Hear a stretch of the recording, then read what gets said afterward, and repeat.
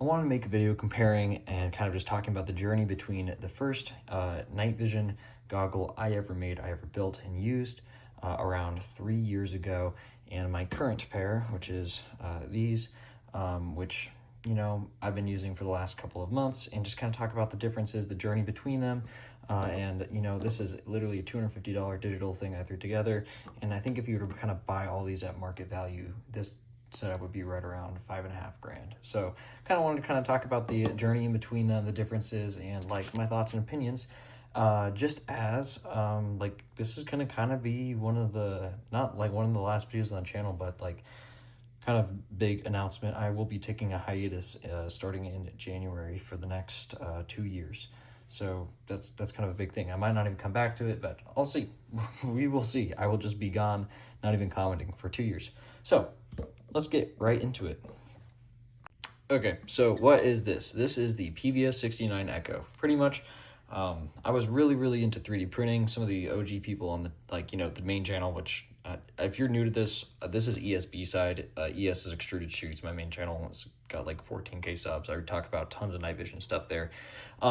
But this is the PVS 69. This is the video. I made a video about this. It blew up. It got tons, did really well, and it really launched me into night vision.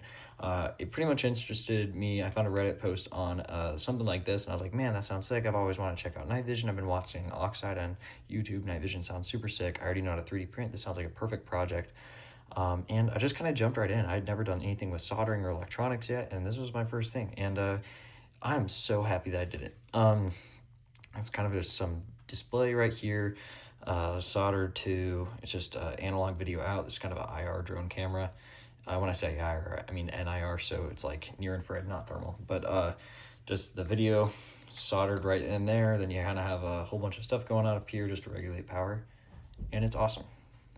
And when I say awesome, I mean it's awesome for what it was, especially as like the first digital night vision system that was kind of designed with, helmet mounted use in mind. You couldn't go buy these. These were all DIY projects. You can see I kind of did this like cloth wrap on it.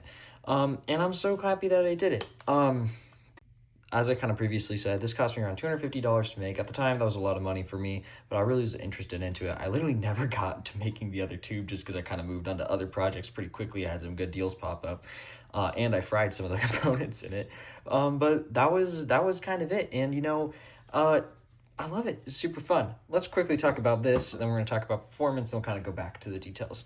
Okay, so pretty much, I did a whole bunch of stuff, and as my night vision channel grew, I've had more and more opportunities to get some pretty good deals on some really cool parts and kind of trade my way up through things. So if you've seen my how to make a Gen 2 Plus for $800, I kind of, I sold that, and then I got some good deals. I started working for a night vision company, kind of part-time, and kind of was able to work my way up, and now I do actually have analog duals, which that is just incredible to me. If you watch this video, I talk about it. I talk about analog as a technology I never would think I'd ever be able to touch, just due to how cost prohibitive it is, and just due to the channel and due to some work things I was able to pull off. I now own not just one, but I actually own 3 tubes. I have a PVS 7 back home, but I have 3 freaking analog devices and duals, Gen 3 duals. So what are these, and what's inside them and everything? So these are Mod 31s. This is a video, a housing I have for testing in right now. Full video will be coming out on the main channel about this housing and everything. I love it to death. It is pretty much the perfect housing for me. But it's very cool. It can articulate. You could do cool guy stuff, run them up like that. We'll talk about features in a bit, but it's an awesome housing. It uses normal PVS 14 glass. I have Generation 3 Omni 8 Elbit tubes inside of them. They're both produced in 2018, so relatively new for Omni tubes. They're great Gen 3 green analog tubes, and I've used a lot of tubes. Are these the best tubes I've ever used? No, but I love them. They're great tubes. I would not say that they're even close to the worst tubes I've ever used. They're awesome. And once again, I said that it cost me around $250 to build. If I was to get everything at market price on this thing, it would probably be right around $5,500, maybe $6,000, but I think $5,500 would probably be more fair. Yeah, so let's talk about the differences. Before we talk about the differences, let's play a quick performance clip I recorded, so you can see the difference between performance you get with one of these and one of those. pretty normal night. We got right around half moon, I would say. We're not being scientific. This is my first MVG ever. And even if we can call it MVG, this is the PVS69 Echo. I made my first video on it. You can see it's pretty bad, but not horrible. You can see it makes the camera look better. It's honestly about how you and I see right now, but it's cool. You know, honest maybe adds a little bit more contrast, but it is not great. But, you know, at the time, it's really cool. It's what got me into night vision, and I'm really grateful for it. And it's neat. I built it, but it sucks. I gotta be honest. It sucks for what it is, but it's like price thing. Sorry, getting it put back on my helmet. Let's get out some analog stuff. Boom, it's day now. That's like, so this is what I'm currently running. This is, you know, a Gen 3 Elbit analog tube. This one was made in 2018. It's Omni 8 in duals, of course, because depth perception is goated. It's just like, this is what night vision is, right? There's no lag, just that glorious smoothness and like lifetime response that analog has. Just that beautiful image intensification. Oh yeah, just look at that. We'll go back to the PVS69.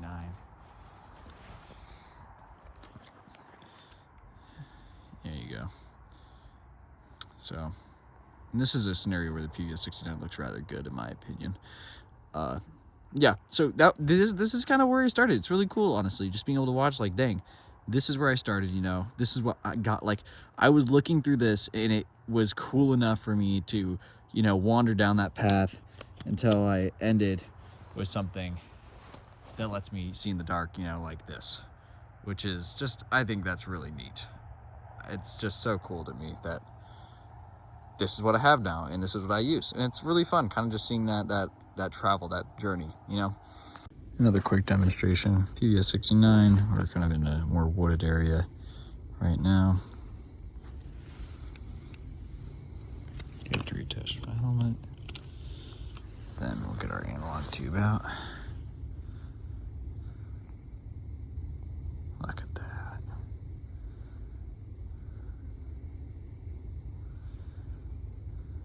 So, yeah, as you can see, this thing just absolutely destroys this, but that's like kind of stupid. It's like comparing an electric scooter to a Ferrari. It doesn't even make sense. This costs so much more, but I thought it was just kind of a fun, like, performance. And it was also just kind of interesting. So let's really quickly kind of talk about controls and differences. So this is the PVS69. This is the Mod 31. Both of these are inspired off the PVS 31. PVS 31 Alpha, or just PVS 31 standard. There's a whole bunch of different designations for different PVS 31s. Doesn't matter. We're not going to get autistic into that, even though I kind of already did. Is the U.S. military's binocular night vision device. Both of these are kind of inspired by the PVS 31 Alpha, and it's kind of reflected in the design where they both actually kind of share some interesting similarities to each other. So, for example, these both take CR123As. This one takes 2, you can see, out like that, and gets around 5 hours of battery life with 2. Pretty cool system, honestly, to get the battery cap, how the guy engineered that. I thought that was sweet.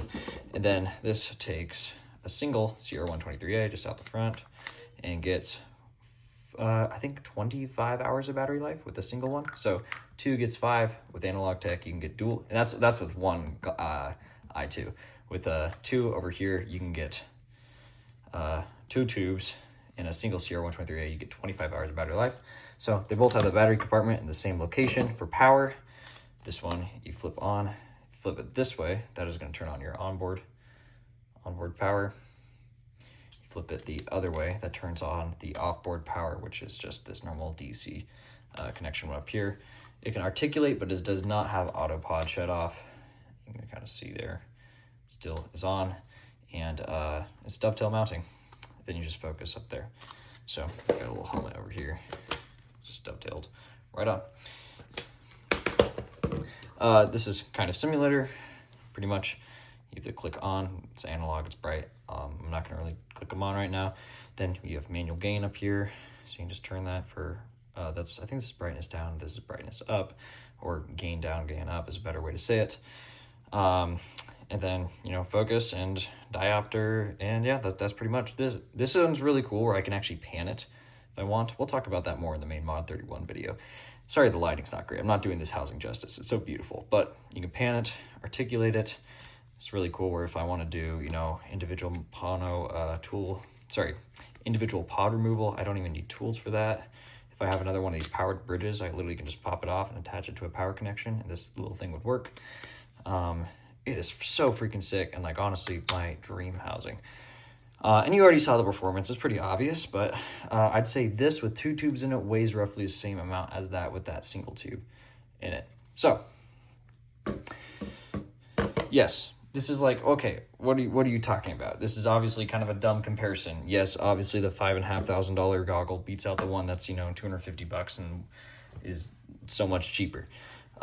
What are we talking about? I just kind of wanted to, I just forgot, this is done, remote port right there. But I just kind of want to talk about the journey and my mindset behind some of these things.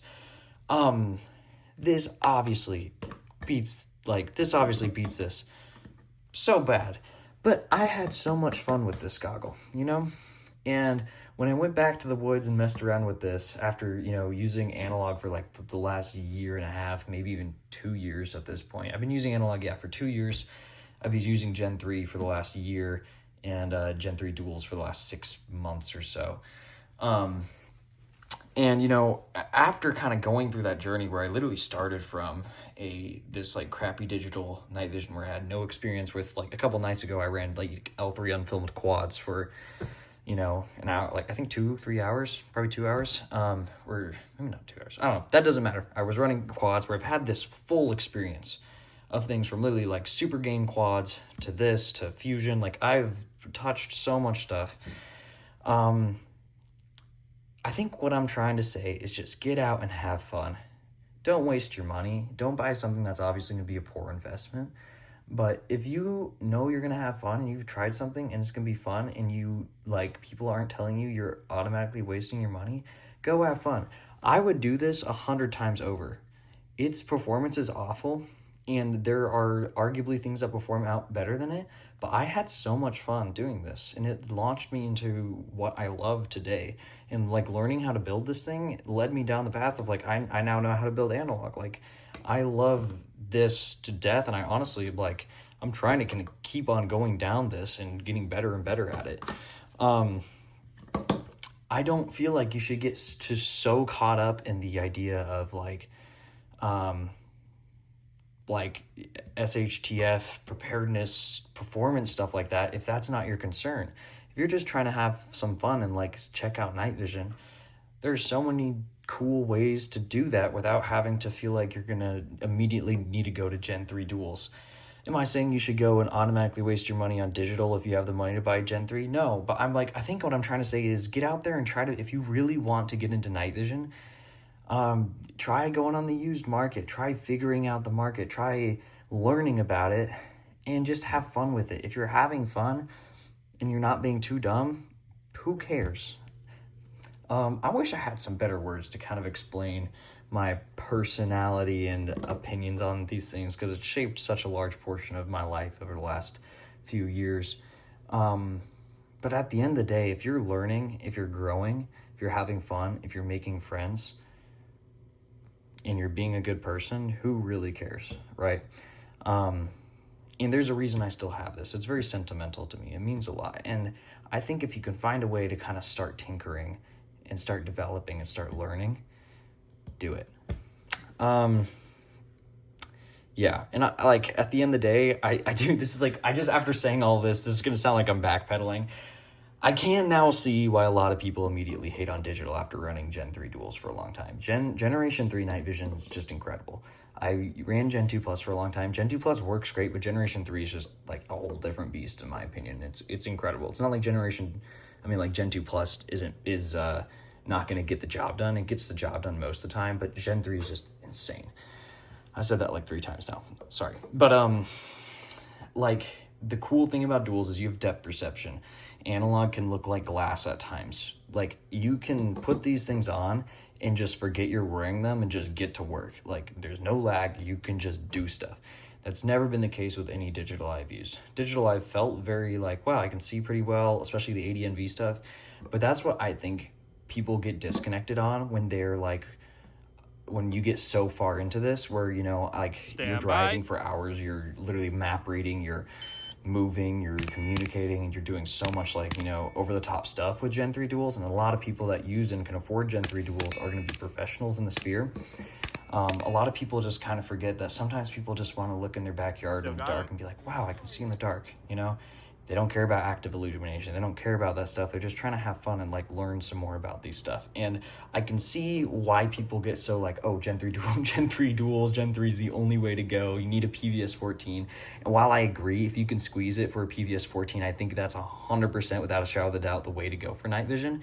I think it's sometimes important to remember, like, sometimes we don't need to get too up in arms about this type of stuff, and we just need to have fun. Am I going to run Gen 3 duals for the rest of my life? I sure hope so. I freaking love these things. I'm so like proud to own them and so happy about them. And they're insane. You like literally just see in the dark and get done what you want to get done. It's never felt the way with these. But like the vibes and just the amount of fun that can be had with both is really just limited by your own personality and what you can try and do. I hope you guys enjoyed. If you guys have any more questions, please ask them. I know I didn't do this the best, but this was all off the dome, so let me know. Once again, I feel bad I always have to clarify these things, but people always ask. If you're in a situation where your life depends on night vision, please just get some analog devices or find someone to help you get them. But as always, you know, digital can be fun too.